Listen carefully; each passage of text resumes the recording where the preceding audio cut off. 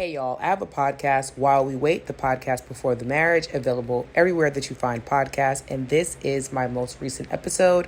I wanted to share it here on YouTube to just let you guys know I do a lot of things outside of YouTube, and I will be coming back and uploading a lot more vlogs very soon. I just need to edit them. So in the meantime, please enjoy this episode of While We Wait, the podcast before the marriage. You cannot be wrong for Mr. Right. This podcast is about my experience abstaining and waiting for marriage. I know, but I'm back. I'm back. I'm in here. Okay, no, let's get into the episode. Let's get into it. How have you guys been? Before I just jump in and give you a bunch of updates, y'all let me know. Take a second, check in with yourself. Have you had some water today? Are you deeply breathing? Have you done your stretches? Is it the first time somebody's asked you about any of this today? Let's get that right, okay? But now let's talk about it.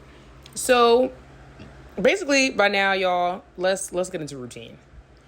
When your girl isn't on her episodes, it's because she's out here. She's dating. She's going on dates. She's meeting people. She's seeing what's tea, what's good, what's new. And recently, I've been sitting with this thought, and I'm sure it'll be familiar. You've already read the title, so you've clicked on the episode. You are never wrong for Mr. Right. And so this is not going to be one of those things, right? One of those episodes or one of those conversations where I'm sort of just repeating back to you information you've heard before. I'm going to give you guys a real life experience of something that really helped this click into my mind and is helping me reframe my thought process. I went to meet a man who I'm interested in and who has expressed interest in me. And we don't share really any true mutual friends or, contacts or anything like that. There's about 2 people that we have some crossover with, but again, it's very, not a huge thing. So we are truly, strangers to each other. He saw me, he said hi, here we are, weeks and weeks later, seeing each other, getting to know each other, whatever. I went to see him. And I went and I brought friends along. We had a really nice time. But towards the end of the night, a disagreement took place in front of him. And it's in these situations, right? The things that you really could not plan for, you couldn't foresee, that actually will show you the character of a person. And also on some level, to some degree, right, and to some extent, how that person truly cares for you and or values you and sees you. So this disagreement is taking place in front of him. And it's kind of uncomfortable. It's not the most fun thing, but it is happening. People get into disagreements all the time. Hey. And he handled it really, really graciously. And now, the way that I was involved in the disagreement was I was trying to diffuse it, right? I was trying to mitigate and try to lessen what was going on, which ultimately pulled me more into it to the point where I was like, okay, maybe I should have just minded my business. But I didn't like what was going on, right? And I wanted to, calm things down. We were at an event of his. I didn't want the night to sour. So he handles it, incredibly graciously. And at the end of how he handles it, me now, feeling overwhelmed and also thinking like, oh my goodness, have I overstepped, right? With his friends and people who I'm just kind of meeting. Have my friends overstepped?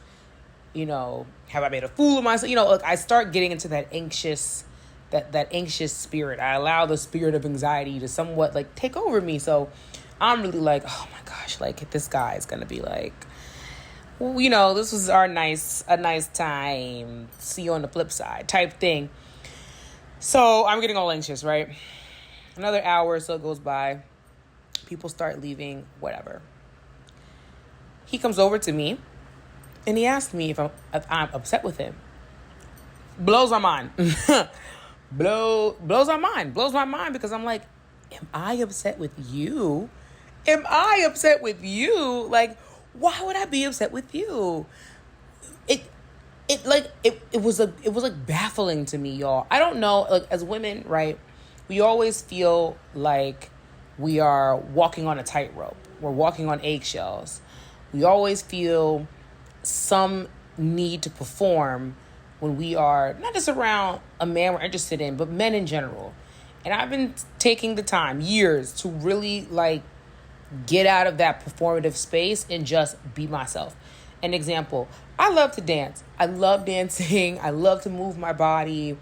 I love to go out and dance. I'm not a big club person, or I'm not a big like party person, like parties that take place in clubs or parties that give club environment and atmosphere. But I do love to go dancing. I like to go to parties that specify this is a space for dancing, and we are hoping and expecting that all who are in attendance will be on the dance floor dancing. Nothing really frustrates me more than going out and people are not dancing. Like, we're at a club or we're at a bar and everyone's just like kind of on the wall. And then don't let the DJ be rocking. Like, don't let the DJ be having one of their best nights ever in an incredible set and ain't nobody moving. Like, I can't do that, right? I can't. I love to dance. And when I was a bit younger and before I really started to be like, okay, how do I stop performing for men? Like, how do I stop watering myself down because I want a man to like me or I want men to view me however, right? Dancing was my first true like act of rebellion when it came to dates and going out with men, because I wanted to dance. And I was like, I don't care if you think this is cringe or I'm being too much or too big and too bold. The right person is going to love the fact that we could go out to dinner and a song comes on and I'm like, oh my God, let's get up and dance. You know, like, there's a dance floor in the place. Let's get up and dance. Let's go. Let's dance. Let's have a good time. Like, come on. So that's right. That's my thing. So yeah. So he's like, are you upset with me? Like, I really don't want you to be upset with me. Like, I'm really sorry all that kind of took place. Boo boo. Again, I'm like, what? Wait a minute. What? Am I upset with you? Remember, he handled the situation beautifully, so graciously. He ended up diffusing everything, worked everything out, whatever. I inserted myself because I was thinking I was helping. Child, I just got dragged into some stuff. If I had just mind my business, right? But again, I was caring about being in a space that he invited me to, being in a space that he curated, cared about his friends, cared about my friends, right? It was a whole thing. So he's like, I really hope you're not upset with me. I'm really sorry that this kind of all really like took place like that and went down like that. So I was like, wow, that's a really new experience for me that I'm enjoying. So, I tell him like, no, I'm not upset with you. Thank you, honestly, for just handling that so graciously and really not holding it against, anybody, especially my friends that were involved to a degree in the disagreement and the brouhaha. And he was like, no, like, why would I hold that against you? That has nothing to do with you. Like, yes, they are your friends, but like, you were not directly involved. Like, people have conversations. Sometimes conversations get heated. Those heated conversations turn into disagreements. Sometimes those disagreements get loud, Sometimes that loudness kind of disrupts everything else going on and it becomes a thing. Right? Okay. So he was just like, that has nothing to do with you. Like, you tried to help. It went sideways. Hey, that's a them thing. Like, that's between everybody who was having that conversation. So I was like, wow, like, thank you so much. Mind you, in my head, I was already starting to freak out, right? I already was like, oh my God, like, this is so bad. Like, I'm going to look so bad to him now. Ooh. He could not care less. Like, he could not care less. He was worried that I would be upset with him because those were his people, right? And he invited me into the space and yada, yada, yada. I never crossed my mind that I would even be upset with his friends or the people of the establishment. Nothing. So we're having this conversation, and I'm like kind of half listening to him because I was really so stuck on him really just being like, please don't be upset with me. I hope you're not upset with me. I really do apologize. Boo, boo. The rest of the night goes on, cool, fine, But throughout the whole night, he just kind of checks in and he keeps just being like, are you okay? Are you good? Again, like, I apologize. I don't want you to be upset. Like, blah, blah, blah. And for me, that just felt so good. Like, that was such a wonderful experience. And literally in that moment, I heard, you're never wrong for Mr. Right. Like, you are never wrong for Mr. Right. You cannot do the wrong thing ever. Now, this doesn't mean that you can be a careless person or a mean person or a rude person, right? Let's use our critical thinking here. But it just means that when it comes to these very, very small, transgressions or these very, very small, even disagreements, right? Just misunderstandings or whatever. Certain things that if you were to look back on past relationships or just past dating experiences, right? Because y'all know I love to say every single person you date is not meant to be your husband, wife, partner. The language that you choose to use is up to you. But every single man that you date is not meant to be your husband, right? Some of the men you date, the purpose that they serve at that time is just to show you that there is much better out there for you and you can have a much better dating experience. And since I've also shifted my mindset to that, I've had a lot of way better dating experiences. I've dated guys who just show me, oh, I like this way more than, a guy like that. And even men who I don't even end up like dating, it doesn't pan out for us to maybe go on more of a couple of dates. And we just, also, again, because y'all know I love to define language. If you are going out on dates with a person, you are dating that person. Dating a person does not mean you are in a relationship with a person. That is not what dating is. If you are dating, you all are going out on dates or you all are spending quality time together with explicitly stated and shared romantic intent to see if you'd like to be in a relationship with each other. Thank you. So, some men, it doesn't pan out. We maybe go on a few dates and we both agree like, don't really know if this is, I don't know if we jive like that. But even in that experience though, I've had just better experiences. Like those 5 dates I went on with a guy, right, have been some of the best 5 dates I've ever gone on. It never panned out. We never had more than 5 dates, right? Fine though. Like, it's not the end of the world. That man was not meant to be my husband, but his purpose was just to show me, right, if I've been writing in my prayer journal and if I've been speaking to the Lord, if I've been speaking to myself and my higher self, my best self, and really being honest about what sort of dates do I want to go on? What sort of experiences do I want to have? That man then enters my life, right? It takes me on those 5 dates, right? Those 5 dates I've been writing about and saying I really want to experience. So now I can see, do I really even like that kind of a date? Or, does that kind of a date work for the man that I really say that I want to be with? Does it work for me, the woman that I really am becoming? Blah, blah, blah. That might be the sole purpose of certain men that you meet. That's fine. Let it be that. With this man, though, right, we're still very early on, still like getting to know each other. We've only really been out by ourselves with each other like 2 times. Again, it's giving like crush, very cute. We're getting to know, we're having our dates, whatever.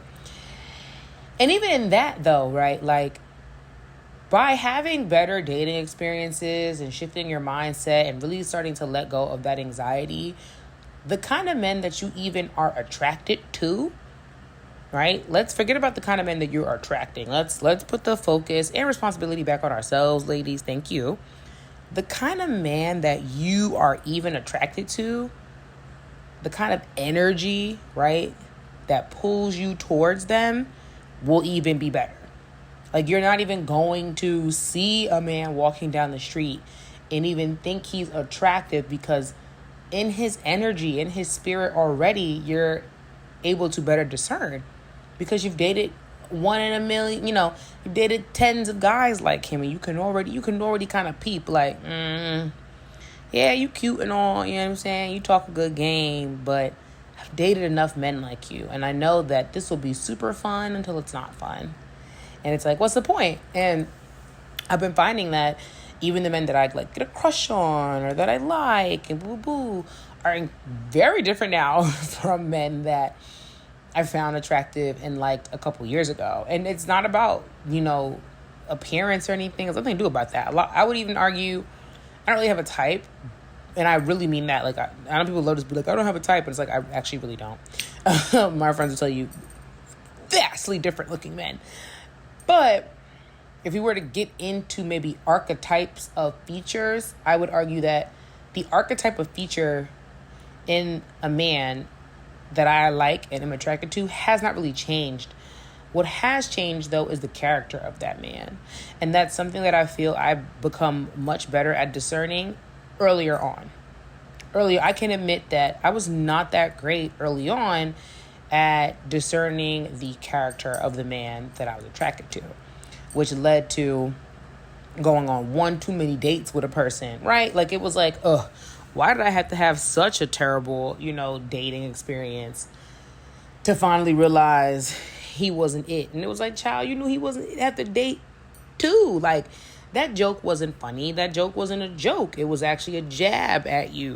Like, we know when things don't really settle right with us, but we try to let it go because we want to do the whole, like, well, we're getting to know each other. Ooh, stop it. You've gotten to know him enough. You know what I mean? Like, you've gotten to know him enough. You didn't like that.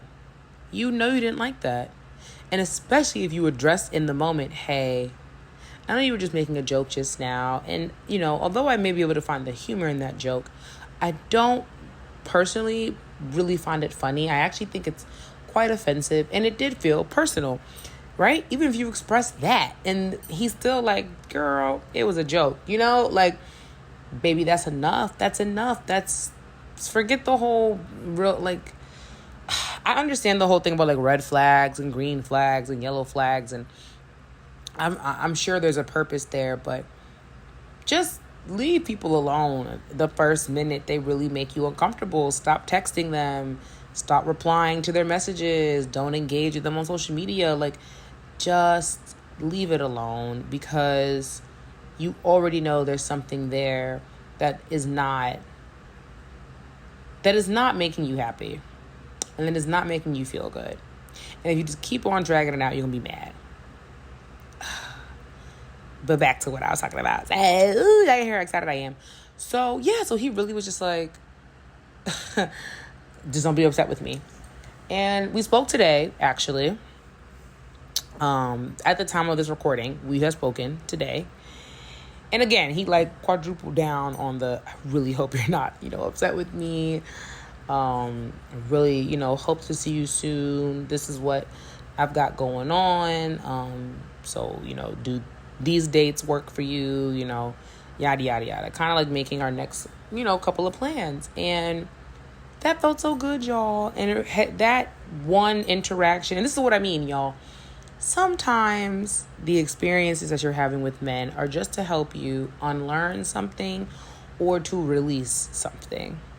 And because I tell y'all, I went to bed anxious. I woke up anxious. Like, I was so just like, oh my God. I was even getting ready to reach out to him because I was like, I just really don't like the way that night ended. Before I could even do any of that, he had already reached out. He was already contacting me, and he was still like, don't be upset with me, and it was just a really beautiful thing. And so that whole experience, that, like, as much as people have said this to me, like, you're never too much for the right guy, and you're never going to be wrong for Mr. Right. Like, those all just sounded like really great colloquialisms, like super nice sayings, things you say to make people feel good right after they tell you that somebody got them all the way messed up. But this was the first time that I've had an experience that has truly made me believe that. Has truly made me believe that. Like this was my real you're never wrong for Mr. Right experience. And again, this man may not be my husband. You know what I mean? I am also living my life, but still keeping to myself. But in all that, with all that being said, I wasn't wrong for Mr. Right. He did not see anything wrong with my actions. I was so in my head. I was so anxious because I was so worried that I wasn't performing well. And that's crazy. Because it's like you can do so much work, right? So much unlearning.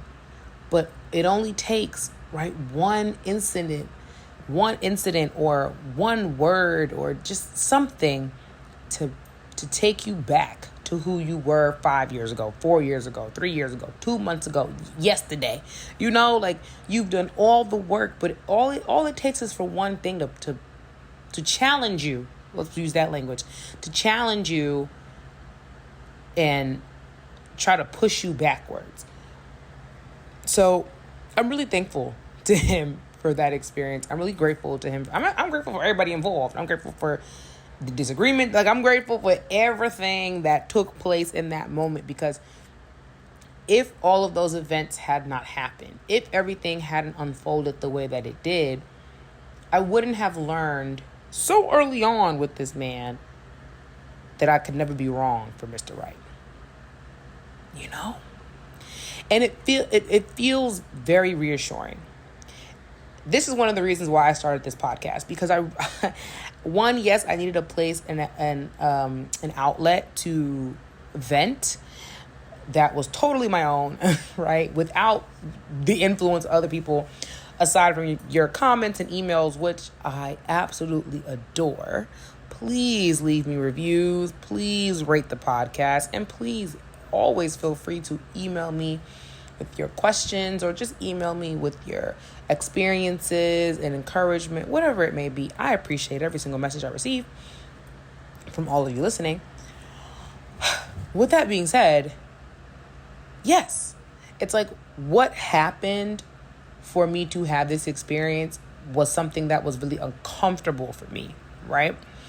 It was something that challenged me and quite honestly was starting to make me regress back into that hyper anxious a person, that hyper vigilant person when it comes to men and dating and being interested and all those things, who suddenly felt like, oh my God, like the jig is up, my performance is up, like I done fucked up. You know what I mean? Like I messed up. And it's like, you messed what up?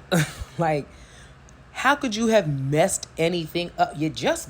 Excuse me, you really just met this man a couple weeks ago, a couple weeks ago, not even a couple months ago. It's been 10 months, a few weeks. It's just been a few weeks. Like, calm down, calm yourself down. It felt like a wink and a nod from God, and also from the universe. Like, just take a deep breath. Like, you did nothing wrong. And we're going to make sure you really know you did nothing wrong. We're going to have this man be so apologetic. I mean, to the point where it is almost overwhelming how much he's apologizing to you, to show you. It was like a reflection, right? It kind of showed me how I could come off at times, when I was in that really anxious and all kind of always operating from that anxious space and always being super apologetic, or just always thinking I was doing something wrong, because I was like in my head, like, well, how many times is he going to apologize? But it was like, because that's what anxiety does to you. But I also don't think he was operating from a place of anxiety either. Right? I just think he was operating from a place of true gentleman. What's the word? Gentlemanliness? I'm not sure. I might have made those words up. But he was operating from the place of just being a gentleman, but also operating from a place of, I could tell you were uncomfortable, right? I could tell that the situation was, putting you in a very uncomfortable space, and you were trying your best to do what you thought would help. And nothing about that do I see wrong? Right? Nothing about that makes me upset with you. Anything, it's only pulling me closer to you, right? It's only showing me that when in these situations, you will be trying to help. You will be trying to diffuse, which is why he stepped in as quickly as he did, because this is like, I'm giving you a little detail from our conversation today, but it was also why he stepped in, right, and did what he did and said what he said, because he was like, one, not your place to have, tried to intervene, and not in like a, like wagging your finger, not your place, but just like, it really wasn't like I was not involved, right, in what was going on. I was trying to lessen what was going on, but it was like, that was not for you. Next time, just come and get me and I'll handle it. And if it can't be handled, we can both just leave, and we can leave people to themselves. Like, it ain't that big of a deal. But again, that's why I'm so thankful for how everything happened anyway, because at the end of the day, I would have never known this, right? So soon, so early on in getting to know this man without everything playing out how it did. So, y'all, sometimes you have to just really trust that. You really got to trust God. You really have to operate in a space of knowing. You have to trust that your higher self is always looking out for you. And you got to trust the universe. Because in the moment, y'all, I swear I was like, oh my God, it's like everyone's acting a booty butt.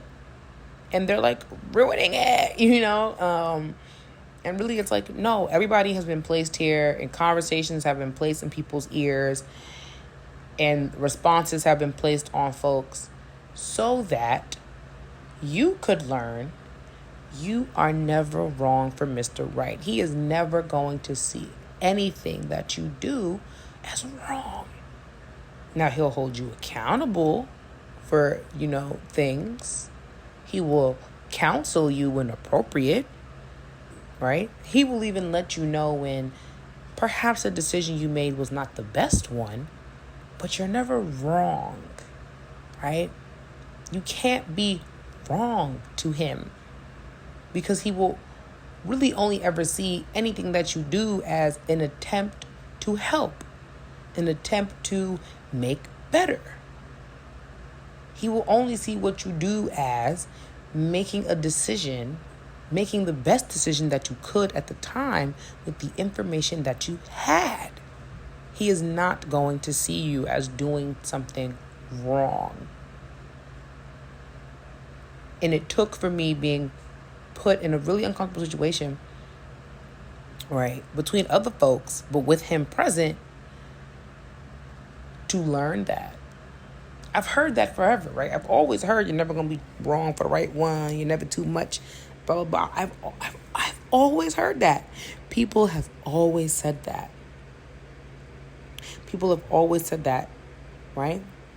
But they've often are always saying that in the context of you did something not wrong, right? You really were trying to help or whatever, and that person had a negative and adverse response, right? They weren't kind after, or they held it over your head. I will really say, this is my first time where I have felt that those feelings of you're never wrong for Mr. Right, because when I really thought that maybe I had stepped out of place, and not in because I feel like that language isn't conveying what I want to. I had thought maybe I had overstepped my boundaries with people in his life, right, that I was just meeting. You know what I mean? It's like when you first meet people, you got to kind of see what the humor level is, because you don't want to make a certain kind of joke. And then you realize, oops, you know what I mean? It's offensive because you ain't do a temperature check. You didn't know somebody in the group was ABC 1, 2, 3, and now you're making a joke about something, right?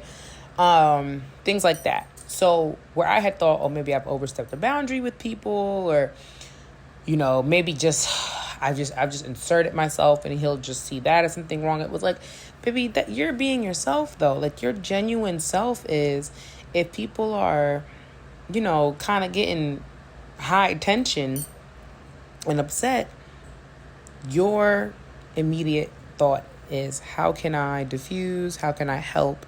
How can I mitigate this issue? that's my natural thing to do, is to literally be like, how can I help? What can I do? How do we make this better? Whatever. The right person, you know what I mean? Like, somebody on my same frequency and energy is not going to view that as a bad thing. So it was just really wonderful, and I wanted to share that with you all and to remind you all to just be encouraged, right? And always be yourself. Just trust yourself and trust that you will continue to meet people who are aligned with the person that you are and the person that you are becoming. Because that's also what I felt after speaking with him, that like I'm aligned with someone who also is aligned with the person that I am becoming and the person that I am. He can see that we talk, we have conversations. So like, obviously, right. But also know, like a real life situation happened where I even this was his first time seeing me in that kind of like, that was his first time seeing me sort of hop into an argument with somebody and try to, dissuade it. And that was his first time seeing me, kind of calm people down. Like, because what reason would we have, what I mean, really, to see either of ourselves? What reason have we to see each other in that sort of scenario? There'd be no reason, right? There'd be no reason unless something happens, and something happened. So don't think that everything that's going on, especially when you are really early just getting to know a guy, like those first couple of weeks, don't think that everything is like working against you, or don't think that everything is, out to get y'all or working against you. And especially if you feel like, oh goodness, like this one's too good to be true, or this experience is too, no. It's true. Like this is the experience you get to have. You get to be attracted to somebody who is attracted to you as well. You get to have a gentleman experience. You know what I mean? Like you get to have that experience. You deserve that experience. Don't stop waiting for the other shoe to drop. There's no other shoe that's going to drop. Nothing's coming, babe. Like nothing's coming except for more and better experiences that teach you more about yourself and that person, that bring you either closer to them, or bring you closer to them and also closer to ultimately who actually is going to be your husband or partner or whatever, right? Like, but stop waiting for the other shoe to drop. And that's also what it felt like. Like in that moment when everything was going on, I felt like it was like chaos or whatever. I felt like, oh goodness, like, is this the other shoe dropping? Everything has been going so well. Everything has been so good. And here we go. Like, oh no, like this is gonna be the moment where we stop talking to each other because of an uncomfortable, conversation that took place. It didn't even have anything to do with us. Like, you know what I mean? Like, didn't have nothing to do with us. Right? But you know what's crazy? I've had so many experiences in life where everything is going well with a guy, and maybe we just have a minor misunderstanding or something similar like this happens. Maybe, our friend groups aren't totally meshing and whatever. Like, again, minor misunderstandings, minor disagreements, things that if we just had a follow-up conversation, all would have been resolved, right? I've had so many experiences like that where it's like, oh, okay, that was like kind of an off night, whatever. Like, good morning, good day, how you doing? Like, do you want to talk about that, or should we go get lunch or something? And it's like, the person just gradually, falls back, whatever, and then you just don't kind of hear from them again. And you know it's because of that one off night or that one off date, and you're just like, okay, well, is every day to be perfect? Like, we are human beings and we are having a shared human experience with other people. Like, now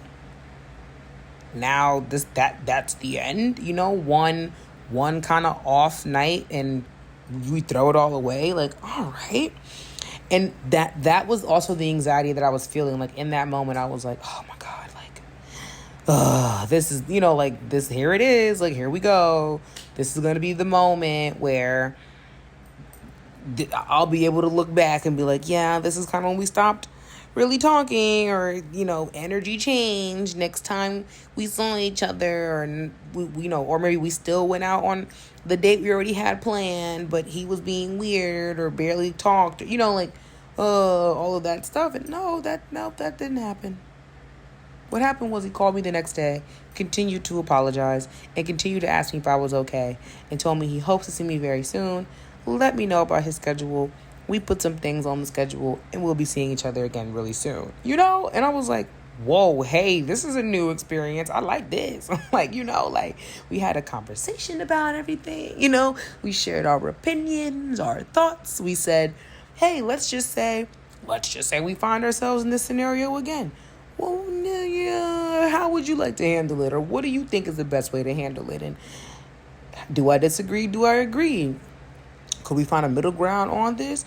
Do we have some hard no's when it comes to how we handle certain things or what we do? I learned a lot. He learned a lot. I've come to an agreement with him that if we ever find ourselves in a situation like this again, I'm just going to come to you and be like, hey, ABC 1, 2, 3 is going on. It's making me uncomfortable and it's making me anxious. Yes, some people who are involved do happen to be friends of yours. We can leave. You can try to, dissuade the issue. But if you can't, we can go. And he said, yeah, that's exactly what I would have preferred you to do. But guess what? We've never been in this situation before with each other. And we're just getting to know each other. It's been like 5 weeks. You know what I mean? Like, what? It was like we've never been in this situation. I don't know. Right? I don't know how you handle conflict on that level. So it was really great. It was actually really great. And I wanted to share that with you guys. Like, you are truly never wrong for Mr. Right. You just aren't. That man is an adult. Okay? That man is an adult who likes you because you also are an adult and y'all are adults. If that man cares about you and values your friendship, because we also forget that friendship absolutely is the foundation, y'all. You have to be, because think about your friendships. It's like, would you do that to your friend? Would you allow your friend to do that to you? Right? Or if your friend even did do that to you, right? How would you go about having that conversation? So it's like, does this man even value you as a friend? Does he value your friendship and your companionship? And if he wants to continue seeing you and wants to continue having you around and really does thoroughly enjoy your company, he would make sure, you know what I mean? Like, he gonna make sure that you understand he is not upset with you. Or he gonna make sure you understand, even if y'all do get in an argument and it is between y'all, he's gonna make sure you understand that, hey, that was a conversation we had that maybe got out of hand. Let's revisit it, right, more calmly, and let's come to solutions, because he values you in his life. He values your presence in his life. That's why you're never going to be wrong for Mr. Right. Mr. Right doesn't automatically equate to your husband, right, or your long-term partner. Mr. Right just means, to me, this is my definition, the person who values you in their life, right? So you're never going to be wrong to people who value you in their lives. They are going to figure it out. They are going to have a conversation with you. They are going to keep talking to you. They're not going to just stop talking to you, right? They're not going to wait until you see them again and be weird towards you. Because if they do, they don't value having you in their life. So you know what you do? Get up out their life and leave them right where they was at. Okay? That's what you do. So I learned a lot. And I'm thankful for the experience. I feel blessed. I'm excited to see him again. And again, y'all, you can never be wrong. You can never be wrong for Mr. Right.